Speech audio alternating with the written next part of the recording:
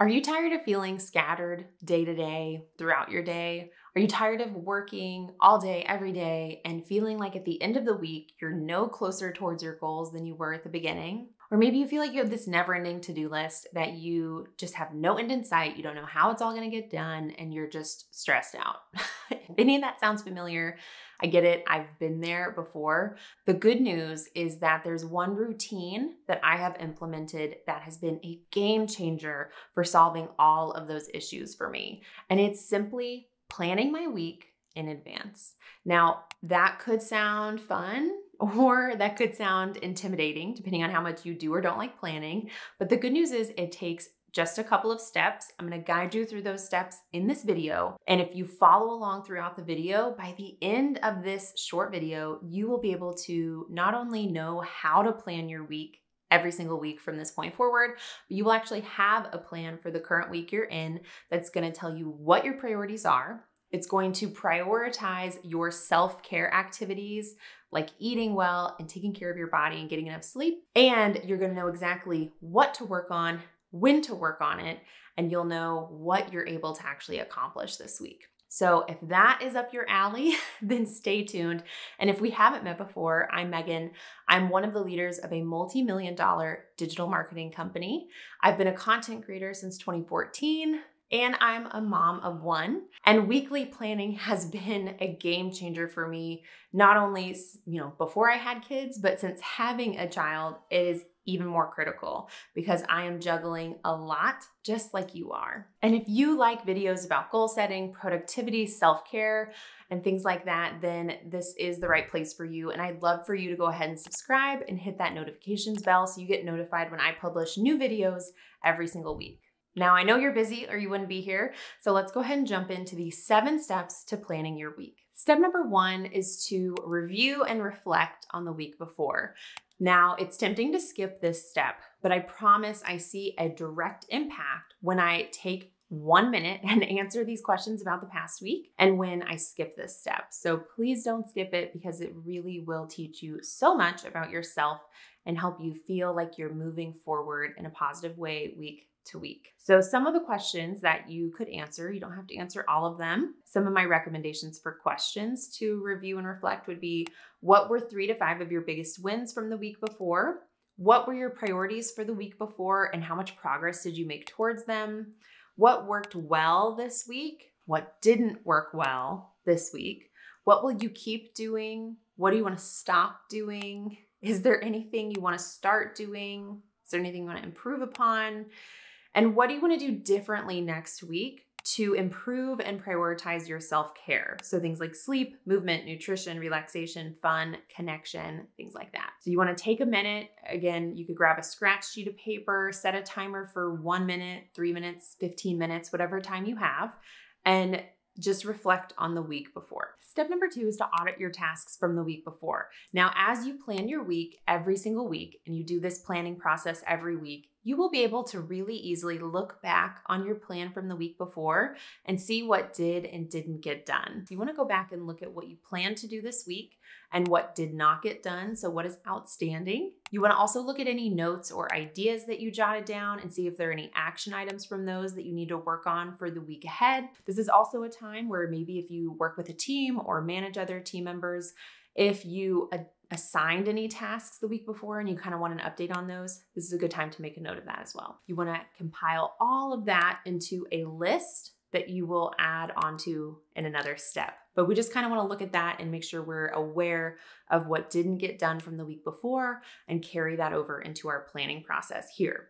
Step 3 is to prioritize what is important to you for this week. Now, before you just pick 3 things off the top of your head, it's really important that we get grounded in what you're working towards at a bigger picture. So this is where I review my big picture vision, as well as the projects and commitments and habits and schedule and routines that I'm working on in the current quarter, because I really do this big picture vision and then 13-week planning. If you are interested in that process and would like for me to do a separate video, comment below big picture vision or 13 weeks or anything along those lines, and I'll know you're interested and I'll be able to do a separate video on that.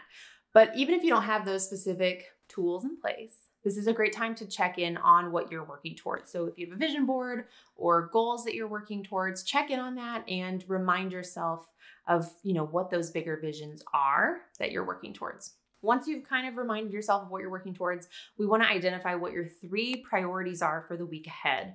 So they may not all be work related or business related. They could also be personal. So I know the week that my daughter Kelly had her first birthday party, that was my main outcome for the week. I was obviously doing other things, but that was a huge priority for my week. So some weeks it may be all work, all personal, or a mix. But either way, at this step, you want to identify what are those 3 outcomes that if you got nothing else done, but you achieved those, you would feel great about your day. Step 4 is to brainstorm. So based on everything we've done up until now, you want to make a list of all of the different tasks you could possibly want to get done this week. So anything that carried over from last week that we already talked about when we were auditing, as well as anything you want to do to help you accomplish those priorities, anything that you want to do outside of that. So just the little things that float around in our head. Or if you use a project management system, you want to reference that and see what's assigned to you for the week ahead. So this is where you make kind of that master list so that nothing is cluttering your mind and it's all on paper. Step 5 is to review your calendar. So if you use Google Calendar or your phone or a planner, whatever you use to keep track of your calls, your meetings, your appointments, you want to go to your calendar and look at all of that for the week ahead. Now, the reason this is so important is because certain weeks you may have larger numbers of calls or appointments or events on the calendar that will mean you have less time to do focus work or tasks. So we really want to make sure we have a good gauge for that for the week ahead before we start trying to schedule or plan our tasks in more detail. Because on a week where you have no calls, you're going to get a lot more done than on weeks where you have a ton of calls, right? So we just want to check in with that at this step. Step 6 is to actually schedule your tasks on your calendar. So we're going to take that big brainstorm, we're going to take your priorities, we're going to take all of that, and we are actually going to put things on the calendar so that you know what to work on and when to work on it and what you don't have time to work on this week. Now, there are a couple of things to note before you start dropping things on your calendar. So the first reminder is to always overestimate. So it's really easy to think something's going to take 30 minutes and it actually takes an hour and a half. So I really recommend if you struggle with underestimating to add buffer. Overestimate. Like if you think it'll take an hour, put it on there for at least an hour and a half or 2 hours until you do this enough where you actually know how long something takes you. Another thing to consider is that buffer in general is your friend. So leaving white space after calls or leaving white space on your calendar is okay. So we don't have to walk away from this with every minute scheduled. We just want to make sure we know when our work blocks are and making sure we know when our priorities are getting worked on. So there is a specific order when it comes to scheduling things on your calendar. So the first thing we want to schedule when we're looking at our calendar is self-care activities. So when are you eating? When are you working out? When are you taking breaks? So this is actually the first thing we're going to put on our calendar besides your existing meetings and calls because it's so important. So before you add work or anything else, add your self-care activities. The second thing you're going to schedule is work or tasks, I should say, that are related to accomplishing your priorities. So if one of your priorities is to publish a YouTube video, then you would know based on your brainstorm how much time and how many tasks are involved in accomplishing that priority. And you would want to place those for all 3 of your priorities on your calendar. So this way we know you are prioritizing your priorities and they are on your calendar so you can feel really confident that you're actually going to get them done. The third thing and the last thing you schedule now is your remaining to-do items. So you've got your morning routine on there, your evening routine, your lunch break, your exercise, you've got your priorities on there. There may be weeks where there's no extra space and that's okay. You'll move on to the next step here. But if there is any extra space, this is when you're going to actually schedule on your calendar the remaining to-do items. At this point, you may have extra tasks on your to-do list that did not make it onto your calendar, and that is okay. That is why we have step 7, which is to audit, assess, and adjust. And so there are a couple of different options on what you can do depending on the circumstances. If there are things on your to-do list that just are not urgent and they're not important, just go ahead and add them to an overflow list. You can revisit them next week when you're planning next week. and just don't even worry about them. Now, if there are some tasks on your to-do list that are urgent and important, then we need to make some adjustments. So there are a couple of different things you can do. Let me pull up my list. So number one, you could delegate these to someone else on your team, or even if it's a personal task, if you live with someone, maybe the person you live with could help you do that. So is there someone else you can ask for help? Another option is to adjust the deadline. So, if it's a work-related task, you could tell your boss that because you have A, B, and C as a priority already, you're not actually going to get to D this week like you thought you would. So it's going to be next week. So you could just communicate that shift in priority. And if they want to help you reprioritize, they can do that. Another thing is you could adjust the scope of something else in order to make more time available. So maybe one of your outcomes was to batch record 6 videos. Videos are obviously on my mind as I'm recording this, but if you wanted to record 6 videos and you need to create some new time in your calendar,